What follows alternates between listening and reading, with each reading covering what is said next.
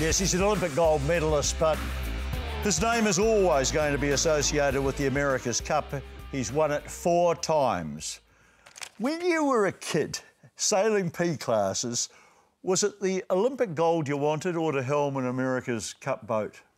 Oh, well, I'm not even sure that America's Cup was on the radar. You know, I mean, I used to obviously watch the America's Cup, and back in those days, guys like, you know, Ted Turner and Dennis Conner and all those sort of people were racing.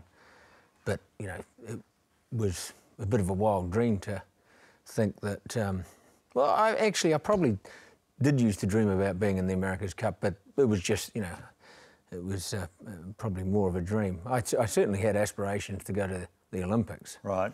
Even as a you know, as a young high school kid. But, you know, you got to remember that in those times, the America's Cup was, most New Zealanders would have thought it was almost impossible to get there, you know, the funding required and the technology and, you know, and in actual fact, New Zealanders didn't have a lot of, you know, big boat experience, yes. You know, not in those sort of boats anyway. So in 1984, when you first sprang to prominence, national prominence, it was for the Finns, and you were at Los Angeles, and there's some lovely stories told, which I haven't heard for a while. You went through a bit of physical discomfort as you were winning the Finns. Tell me about this. Well, you know, I had boils all over my bottom and, you know... right down the back as well? Yeah, right, sort of backs of my legs. But you don't... When you're out there competing, of course, you don't think about that sort of stuff, but obviously Ralph Roberts before and after the races.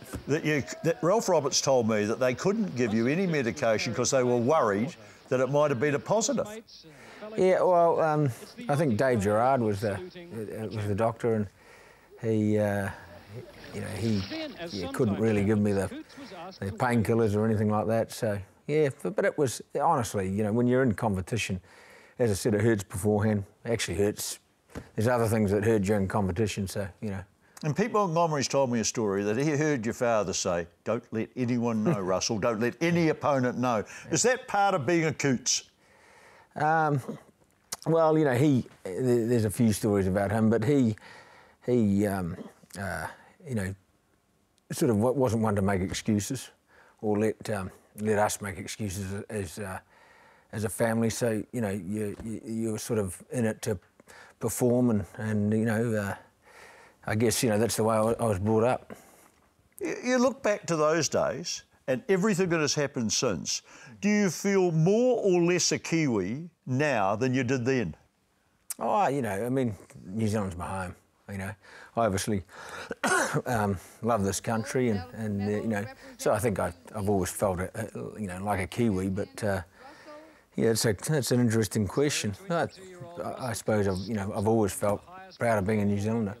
You see, you're really international. You look back here, you're 22 years old, you're about to get the gold planted around, the flag's flying, the national anthem's going, the whole works.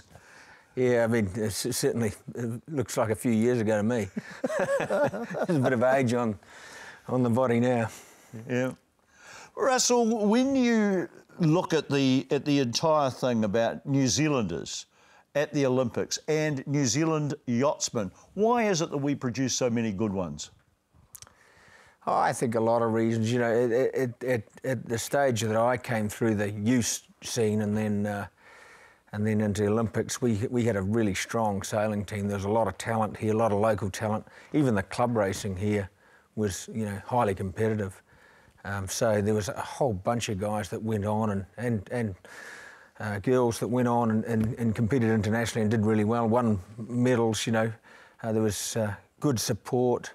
You know, I think it was just a pool of talent. Actually, a lot of the top sailors came out of Wellington, you know, in their very early days, and then others then moved around the country. Of course, I grew up in Dunedin and sailed on Otago Harbour, but there were a lot of other people that, you know, all of a sudden, over the course of a few years, gravitated to Auckland, and we all ended up sort of training here together. And I think, you know, that group really, there was a ton of sailors that achieved international success. See, those shots that they were just showing there, Brad Butterworth, Peter Blake, Barker, the whole works. It just goes on and on, doesn't it? Oh, but there were a ton of small boat Olympic sailors that were, you know, really dominating in, you know, the 470 class. You remember guys like Dave Barnes and Murray Jones and a whole host of them that really were, you know, leading the world for a long time. Well, the funding idea, you know, we've got a lot of funding for it now. Did we have a lot of funding in those days for sailing? Well, it was different, you know. I mean, I was fortunate. My parents helped me through the Olympics, and I also had other people support me. In fact, Dean Barker's father, Ray Barker, was one of the ones that you know, helped us, and you know, Peter Menzies was a big supporter of mine, and you know, a lot of people used to pitch in and support the you know, Olympic athletes, and you know, but it's a different world today. You know, we used to, you know, it was a lot of money back then, obviously, and a lot of sacrifice as it is today. But you know, when you see the programs that are you know, that other countries, you know, such as the UK and so forth are you know, have sort of developed these days, it's highly competitive, and you know, there's no doubt that, you know, the same approach that we had in 1984. Well, maybe the attitude would be similar, but you know, the support is at another level. Well, you're viewed in this country as somebody who's right up on a pedestal, and that was recognised when you got the knighthood. How did that feel for you? Oh, you know, it was an honour, especially, you know, I mean, the Peter Snell and Colin Meads and. There's the photograph there. Look. Yeah, there it is. There. Yeah, it was great. Yeah, you're in a very illustrious company there when you think about it, aren't you? Very much so, yes. Yeah, I mean, a lot of of course, I grew up watching those people and sports, and you know, it was great to be part of that, actually. I've heard Peter Snell say that it led to acknowledgement for him overseas to have the Sir in front of the name. What about with you? Does it make any difference in the States where you're doing a lot of work now? Oh, I'm not sure. You know, it's definitely perceived as an honour. Yep. You know, I was doing a public presentation with the Mayor of San Diego a few days ago, and he made a few remarks about it, and you know, I think it's definitely recognised as an honour. You told a story in the green room a minute or two ago. We need to tell here too. What did Joe Montana think of the knighthood? Tell us about what happened, because people will love that story. Yeah, I mean, I just moved into a new building in San Francisco, and I was down on the gym running on the treadmill, and this guy, somebody tapped me on the shoulder like this, and I'm thinking to myself, you know, I've got my earphones on, listening to my music, and I thought, who's you know, stopping me on the treadmill? I look around, and there's Joe Montana, you know. And he said, I just want to welcome you to the building. And of course, I jumped back on the treadmill, and I sort of ran a bit faster, you know. But yeah, he's an amazing guy. Yeah. Let's turn our attention to the America's Cup, which your life has been so much involved in. When I think back to the America's Cup, I think of the parade that we had here after San Diego. I think of the transformation of the waterfront, total transformation of the viaduct area. And then I think of the acrimonious split that happened afterwards. Do you have any regrets? No. You know, I mean, I've been fortunate with my career, really. You know, there's been highs and lows, but that's part of being a sports person. You know, you're judged by your performance, and you know, in some ways, you know, you could be flavour of the month or even flavour of the week at certain times, and then the next week be not so popular. But that's really, you know, part of being a sportsman. I've been lucky that this parade was fantastic, wasn't it? Oh, it was. You know, it was great. Yeah. That was just everyone. You know, I mean, all of us that came back here, we had no idea that, you know, that it was going to be like that. Yeah, you know, I look back on that, and it was absolutely sensational, the way that Auckland and the country embraced the whole thing. Still put a smile on your face? Oh, yeah, of course. Yeah. You know, it was great. Tell me, after you'd done the stint with Bertarelli, I'm told, and my sources aren't that reliable, but I am told that you made an approach to come back and sail for New Zealand. Is that right? Oh, there were a few discussions, yeah. But, you know, New Zealand's, Team New Zealand's in good hands now. They've got a very good team, good management, and I think it's worked out well for everyone. That they continued the way they're going, very successful. And I ended up working for Larry Ellison, which is another life experience for me. Well, Larry Ellison is, of course, running Oracle, one of the wealthiest men in the world. What's he like to work for? Well, he's obviously a tremendously successful businessman and very sharp, as you'd expect. He's very candid. There's no grey with Larry.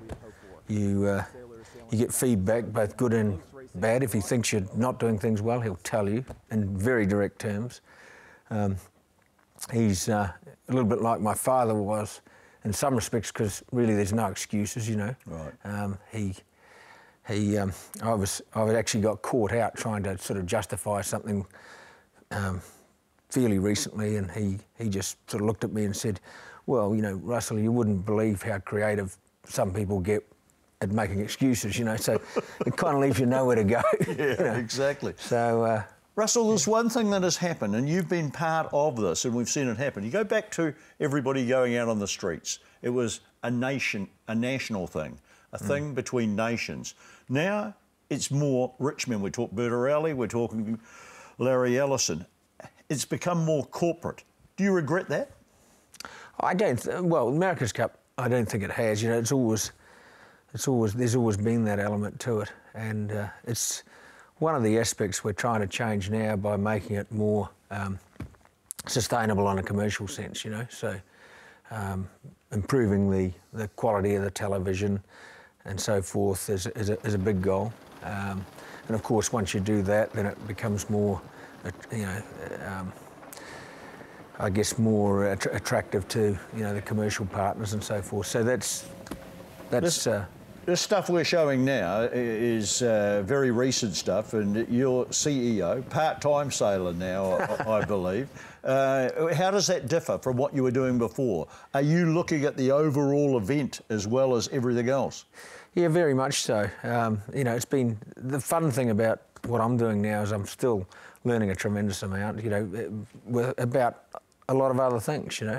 Talking to experts in the television industry and sports, marketing industry, and a lot of the new forms of digital and social medias, and really, that's quite fantastic. When I look at how my career is changing or changed over the years, there's always been a lot of learning, and so from that point of view, it's still fun. You see, we've got some shots here where you're talking about television and about how it's going to revolutionise the whole thing.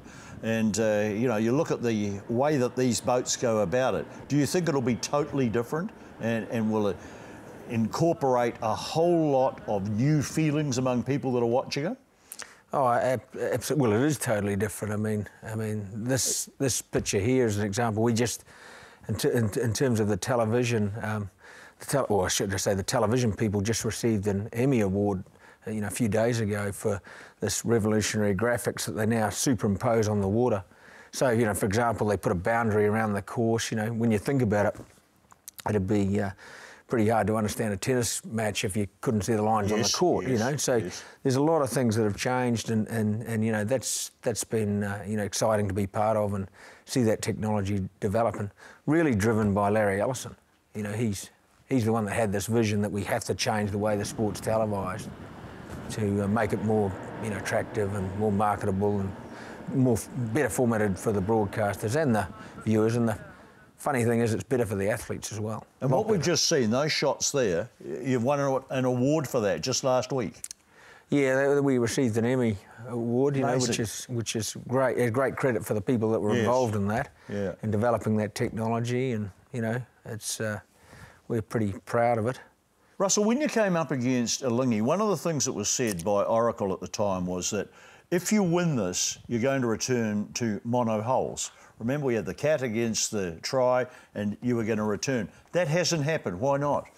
Well, you know, that was actually the plan, and then we went and spoke to the broadcasters, and you know, quite frankly, you know, even the top European broadcasters, in particular the American broadcasters, you know, were, I guess, quite very negative on the television product. You know, that when you look at it, we had a lot of delays. Yep.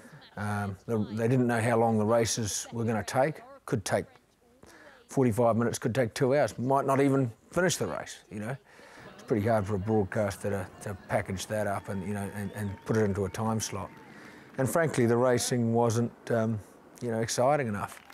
And so we looked at this new product, and then, you know, or looked at the possibility of multi-hulls, catamarans, and it's had a whole lot of, excuse me, other spin-offs as well. They're more transportable, so we can, you know, we were able to create a World Series, which of course is part of the broadcast as well, having a more regular racing format. And a lot of this has been developed. We've now had 4 events, and you look at you know, some of the results in terms of, in a way, it's not that important what I think, but you know, the fact that, you know, Sky TV in the UK, Canal Plus in France, and Mediaset are 3 of the big deals that have just been signed, are taking the World Series, America's Cup World Series product live now, you know, for over quite a substantial time. That's really the answer. And now NBC Sport, NBC National and Sports in the US has taken it. Good result, really. You know, when you think we only started this less than a year ago. Well, when you look at it, you've actually made it so much more exciting, but it's also quite dangerous. There's a safety element here. And we've watched you in some stuff that we're about to show where really it's quite frightening. Does the safety element worry you? Oh, it's part of it. You know, this is us capsizing here. This was a mistake of, frankly... Where are you, Russell? I'm the one that's falling through the wing there, right, you know, just through there, so... Into the water? Yeah, and really... That was a mistake. You know, we were pushing it the day before pretty hard and almost capsized and got away with it. I think, you know, I sort of thought, well, maybe I can push it harder, and got complacent, and really that was the result of it. So, you know, but I think that's good for the sport. It's good for the, as I said, the athletes. They, you know, if they make a mistake, they pay the price, and you know, that's, in a way, that's what top sports is about. Now, these aren't the ones we're watching aren't the actual yachts that you're going to use. The yachts that you're going to use are much bigger than this. Yeah, the boats that you'll see in the America's Cup next year are twice the wing height and quite a lot faster. So how fast are they going to go? Well, you know, going across the wind, they'll approach, you know, well, I'm used to talking in US terms, so, you know, something like we say they'll approach 50 miles per hour, but let's say 80 kilometres per hour, something like that, you know. So they'll go pretty quick. Russell, there haven't been a lot of entries in the event so far, which must be disappointing for you. Do you think they're put off by the fact that Oracle may be ahead of everyone else? I read one report which said you'd spent $500 million on developing the whole thing. And you are ahead of the game, so are people thinking, hey, we just can't compete? I think, you know, we made certain decisions well and, you know, made mistakes elsewhere. And I think one of the things in hindsight was that the television images of the smaller boats are actually a lot better than, well, certainly I thought they would be. And, you know, the broadcasters seem to share that opinion. So, in hindsight, I think we could have gone for a smaller boat, reduced the cost more, and that would have been a better solution, you know, because really, if we want to create a sustainable product, we had to bring the cost down and bring the commercial value up, and we've, of course, increased the commercial value pretty well, but haven't reduced the cost enough. Even though we made some big efforts to reduce the cost, but that was one obvious mistake. Well, it's going to be in San Francisco, and they're going to go like bats out of hell. You've got Alcatraz, the rock, stuck in the middle of it, which comes into the whole of the equation, I'm told, because San Francisco's not an easy place to sail either, is it? No, it's windy. It's going to really test the sailors. The best sailors in the world, of course, are involved in America's Cup, and these, I think it's the age of the sailor, the age of the athlete's going to drop quite dramatically. You know, probably bad news for me, but good news for the sport. And what you're going to see, I think, in the future is a lot of Olympic-style sailors. You know, guys like Nathan Uttridge and Tom Slingsby and Ben Ainslie and people like that are now going to be perfectly suited to these boats. They're much more physical. You have to react a lot faster. As I said, better for the young guys, not so good for us old guys. Spittle, #1 sailing these at the moment? I think, well, I'm a little biased, but I think he is, Yep. And when we get Ben Ainslie... There he is now. Yeah. Well, he's becoming a great team leader as well. You know, he's really growing into it, and what is he? He's 33 years old. You know, when we have Ben Ainslie come into our team later this year, I think that'll strengthen us as well.